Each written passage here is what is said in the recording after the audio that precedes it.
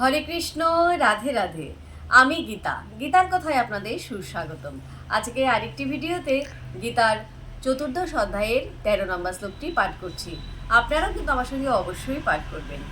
ওং নমো ভগবতে বাসুদেবায়, ওং নমো ভগবতে বাসুদেবায়, ওং নমো ভগবতে বাসুদেবায়, ওং তৎসৎ। হরে কৃষ্ণ।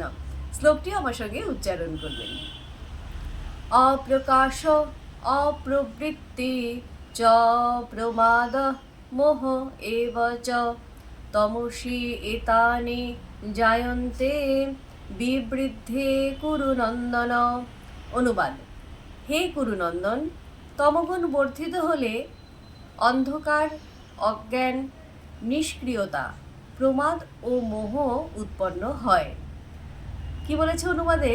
হে কুরুনন্দন, তমগুণ বর্ধিত হলে অজ্ঞান, অন্ধকার, নিষ্ক্রিয়তা, প্রমাদ ও মোহ উৎপন্ন হয়। তাৎপর্যে কি বলেছেন?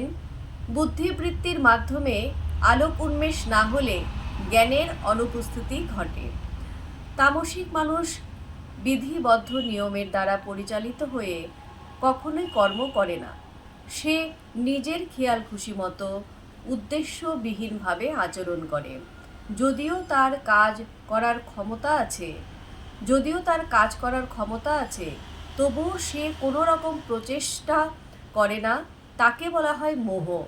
যদিও তার চেতনা আছে, তবুও তার জীবন নিষ্ক্রিয়। এগুলি হচ্ছে তমগুণ সম্পন্ন মানুষের লক্ষণ। তো ভক্তগণ, এমনি করে প্রতিদিন একটি করে গীতা শ্লোক পাঠ করুন আর এই দুর্লভ মানব জনমকে ধন্য করুন। আর আমাকে কমেন্ট করেছেন বিশ্বনাথ দে। রাধে রাধে। আপনাকেও রাধে রাধে। হরি বল।